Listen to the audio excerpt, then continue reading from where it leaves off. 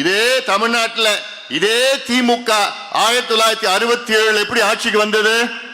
உங்களை போன்ற மாணவர்களால் தான் ஆட்சிக்கு வந்தது. அப்போ மாணவர்கள் என்ன பண்ணாங்க? 64, 65 என்ன பண்ணாங்க தமிழ்நாட்டில்? அப்போ மொழிப்போர், இரண்டாவது மொழிப்போர் மாணவர்கள் நடத்தினாங்க.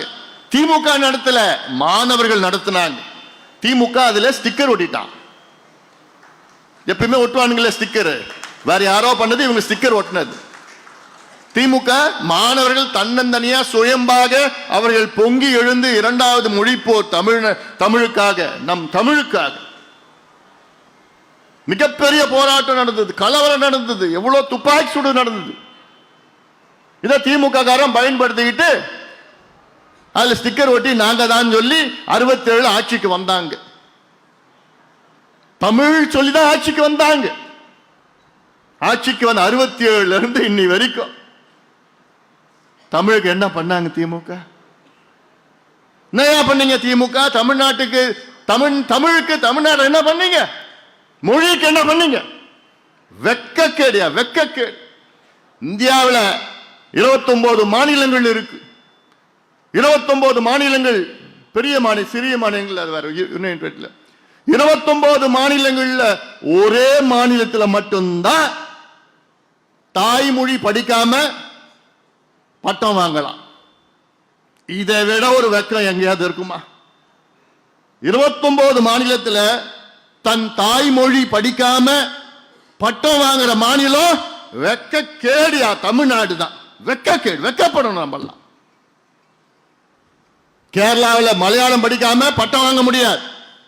ஆந்திரா தெலுங்கு படிக்காம பட்டம் வாங்க முடியாது. கர்நாடகாவில் கன்னடம் படிக்காம பட்டம் வாங்க முடியாது. மகாராஷ்டிரா மராத்தி படிக்காம பட்டம் வாங்க முடியாது. ஒரிசால ஒரியா படிக்காம பட்டம் வாங்க முடியாது. மேற்கு வங்கத்தில் வங்க மொழி படிக்காம பட்டம் வாங்க முடியாது. மற்ற மாநிலங்கள் ஹிந்தி படிக்காம பட்டம் வாங்க முடியாது. ஏன்னா அவங்க தாய்மொழி.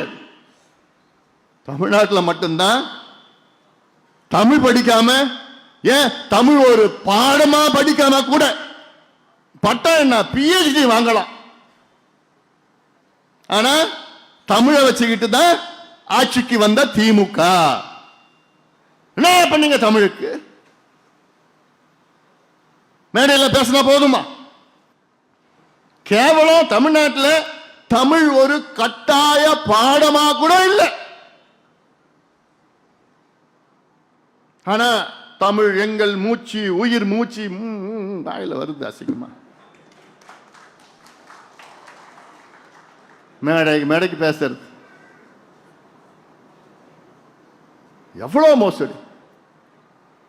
20 ஆண்டுகள் முன்பு வழக்கு போட்டு சட்டம் வந்தது.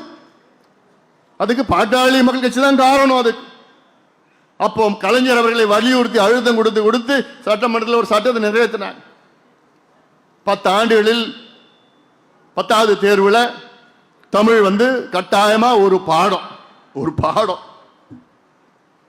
அந்த 10 ஆண்டுகள் முடிந்தவுடனே அப்புறம் வழக்கு போட்டு நிலுவையில் இருக்கு. இன்னைக்கு 20 ஆண்டுகளாக உச்ச நீதிமன்றத்தில் நிலுவையில் இருக்கிற வழக்கு. என்ன வழக்கு? தமிழ்நாட்டில் தமிழ் ஒரு கட்டாயமா பாடமா கொண்டு வரணும்னு ஒரு வழக்கு 20 ஆண்டு காலமாக உச்ச நீதிமன்றத்தில் நிலுவையில் இருக்கு. எல்லாத்துக்கும் உச்ச நீதிமன்றம் ஓடுறீங்க. உங்களுக்கு ஊழல் பிரச்சனைனா உச்ச நீதிமன்றம் போய் ஸ்டே வாங்கிட்டு வரீங்க. மணல் கொள்ளையில் ஈடுபட்டவங்களுக்கு காப்பாற்றுறதுக்கு உச்ச நீதிமன்றம் போய் ஸ்டே வாங்குற. டாஸ்மார்க் ஊழலுக்காக நீங்க இங்க வழக்கு தொடர்ந்தா உடனே உச்ச நீதிமன்றம் வாங்கிட்டு ஸ்டே வாங்குறீங்க. ஏன் இந்த தமிழ் ஒரு கட்டாய பாடமா கொண்டு வரதுக்கு உச்ச நீதிமன்றம் இருக்கிற வழக்கு 20 ஆண்டு காலமா நிலுவையில் இருக்க வழக்கு ஏன் கொண்டு வர முடியல? உன்னால ஏன் முடியல? உனக்கு மனசு இல்ல, தெரியல, உணர்வு கிடையாது. நம்ம மொழியை பத்தி, மக்களை பத்தி எந்த அக்கறையும் கிடையாது.